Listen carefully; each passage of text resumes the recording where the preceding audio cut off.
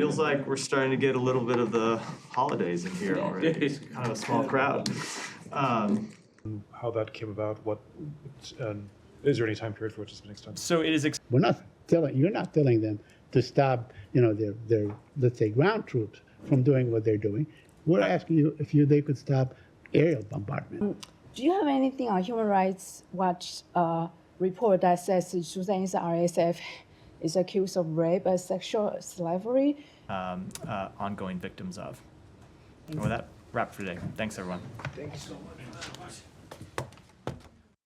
much. We understand the very legitimate concerns that Turkey has about the terrorist threat that the PKK poses. We understand the very legitimate concerns that Turkey has about the presence of foreign fighters inside Syria.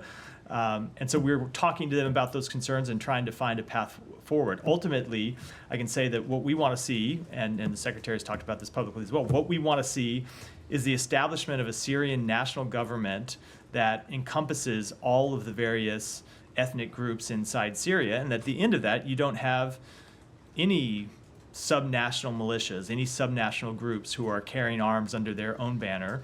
And as part of that, we certainly think it's appropriate to discuss the expulsion of foreign fighters. Extended through the end of the week, and we will obviously look to see that ceasefire extended as far as possible into the future. And it came about through our ongoing diplomatic work with the SDF and with the government of Turkey.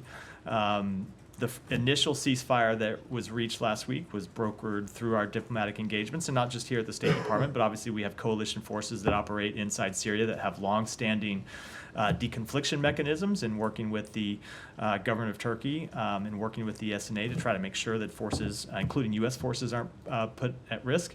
And we continue to work all of those angles to try to calm the situation in northeastern Syria and prevent the outbreak of further conflict.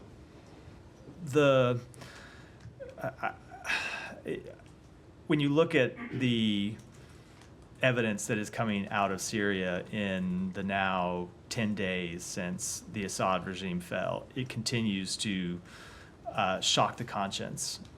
And I'm referring not just to the mass graves that have been uncovered, but information that we have been gathering inside the United States government, including information that's not yet publicly known.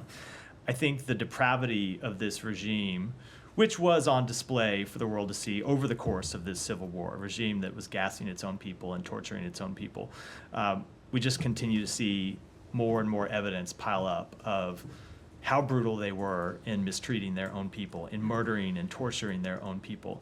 And I can tell you, for what we want to see going forward when it comes to mass graves, when it comes to detention sites, when it comes to torture sites, are two things.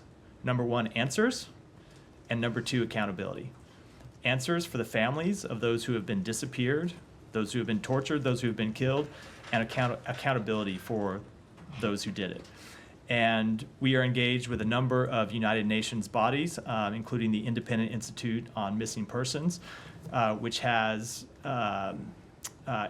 expertise in securing mass graves and other sites, so evidence can be gathered and collected and properly examined to ensure that the world and the Syrian people do get both answers and accountability.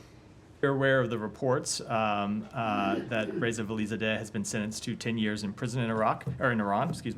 We strongly condemn this sentencing and call for his immediate release and the release of all political prisoners in Iran.